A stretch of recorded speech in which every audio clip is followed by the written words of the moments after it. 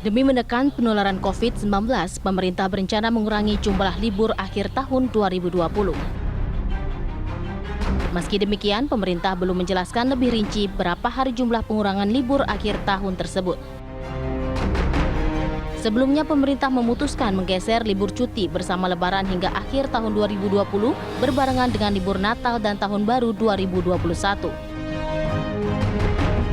Berdasarkan SKB 3 Menteri, yaitu Menteri Agama, Menteri Ketenagakerjaan, dan Menpan RB, total jumlah libur akhir tahun 2020 mencapai 11 hari.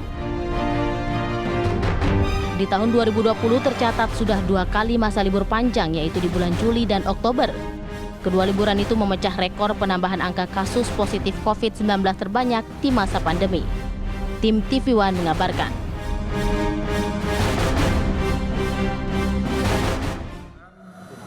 Yang berkaitan dengan masalah libur cuti bersama akhir tahun, termasuk libur pengganti cuti bersama Hari Raya Idul Fitri, Bapak Presiden memberikan arahan supaya ada pengurangan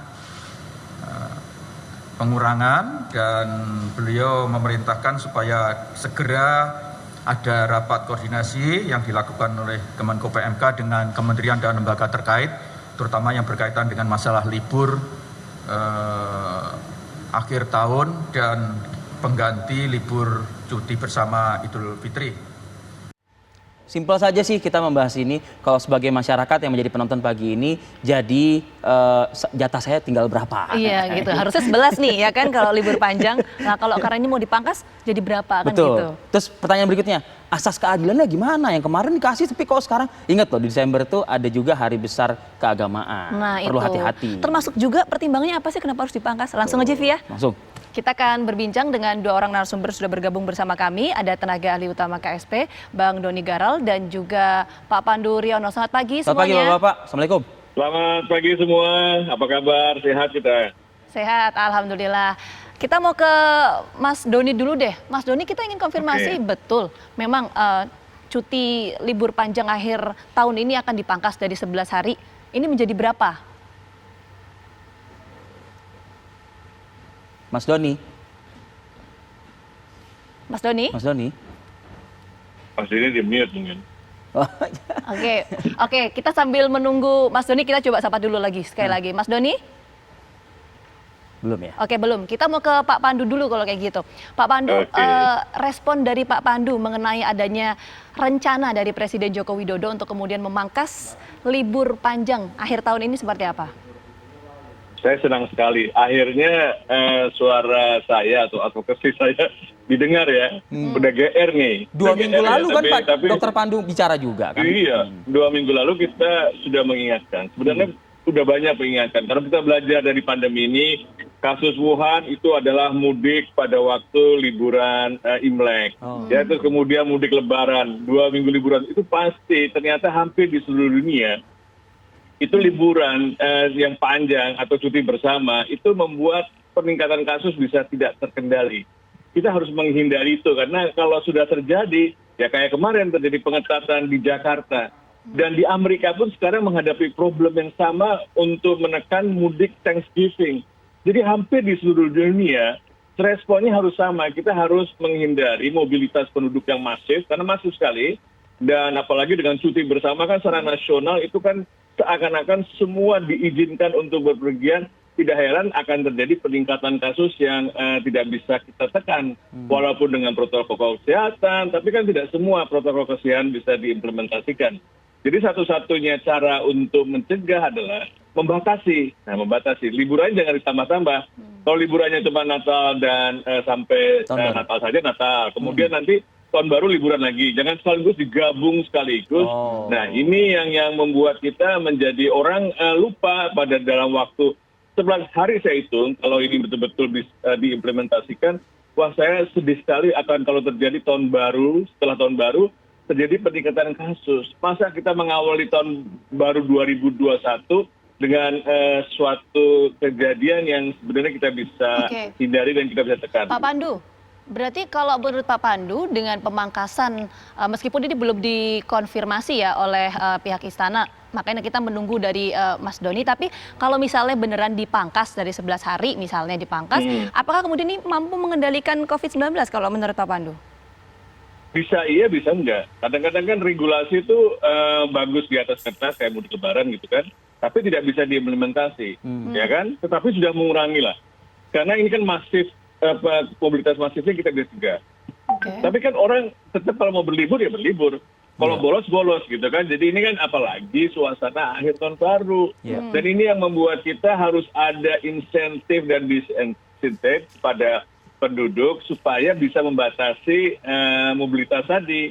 Ya ini yang kita harus pikirkan, dan kita juga harus memikirkan ekonomi, karena ekonomi yang digerakkan daripada liburan panjang ini kan juga luar biasa. Juga di Amerika juga gitu, bagaimana masyarakat bisa spending tanpa harus liburan. Nah ini menurut saya kita harus pikirkan bersama. Dan kemarin kan Bu Sri Mulyani bilang, liburan panjang ternyata tidak berdampak pada pembelanjaan masyarakat, sehingga tidak meningkatkan pemulihan ekonomi. Nah ini sudah mengindikasikan cara berpikir kita harus perbaiki supaya yang Pak Jokowi bilang pemulihan ekonomi dan mengatasi pandemi ini harus seimbang, betul-betul kita pikirkan bersama.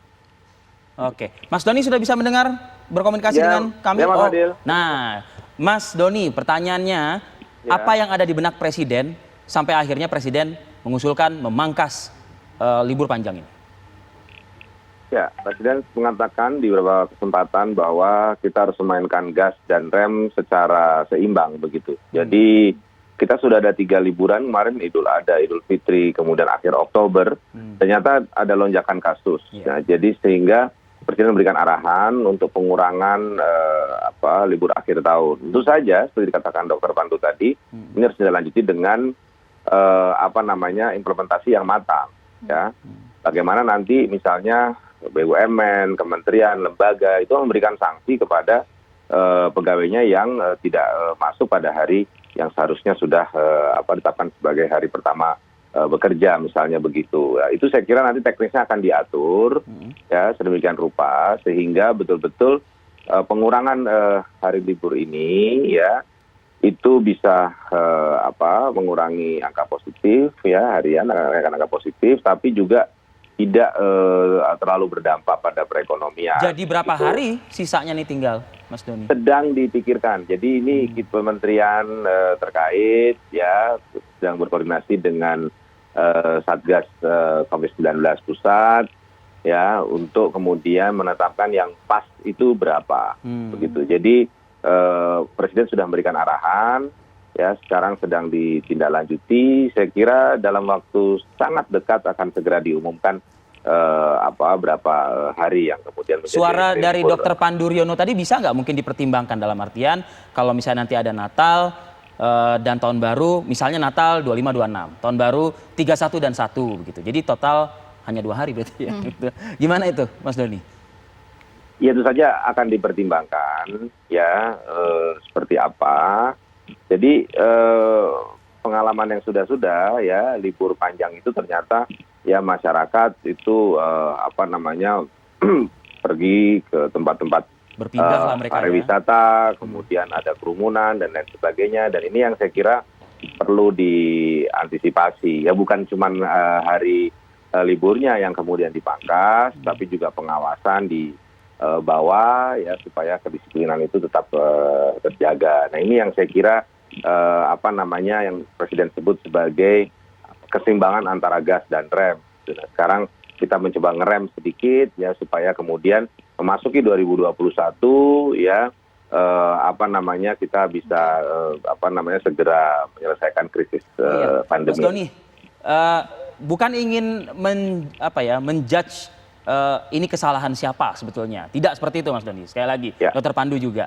Tapi kalau mungkin bicara soal tafsir gitu ya, memangkas liburan. Ini kan efeknya banyak ya. Ada orangnya juga di situ yang bisa disalahkan. Ada juga mungkin magnet-magnet seperti wisata, kampung halaman yang juga mungkin bisa disalahkan juga gitu. Artinya ini juga berlaku untuk yang tadi saya sebutkan selain orang. Jadi wisata, lalu juga penyekatan di beberapa daerah-daerah yang akan dimasuki oleh warga ibu kota atau warga di kampung halaman? Iya, kita kan tidak memberlakukan lockdown ya, kita pembatasan sosial berskala besar. Ya tentu saja di berbagai daerah itu tergantung apakah dia hijau, kuning atau merah punya kebijakan yang berbeda-beda. Ya tentu saja siapapun yang datang ke sana harus mengikuti aturan di daerah tersebut begitu. Nah itu yang pertama. Dan yang kedua tentu saja dengan pengurangan ini diharapkan ya masyarakat ya itu tidak menghabiskan waktunya untuk berlibur ya, tapi ya spend time dengan keluarganya di rumah ya, supaya kemudian kerumunan bisa dihindari. Meskipun kita tidak bisa juga melarang, tapi tentu saja ya akan ada kebijakan ya terkait dengan tempat-tempat wisata ya, apakah kemudian ada pengurangan jam buka dan lain sebagainya, dan hal semacam ini saya kira sedang dipikirkan dan dirumuskan secara matang, dalam waktu dekat akan diumumkan. Oke, kita jeda dulu sejenak Mas Doni dan juga Dr. Pandu Riono. Usai jeda pada wawancara berikut, kami akan kembali.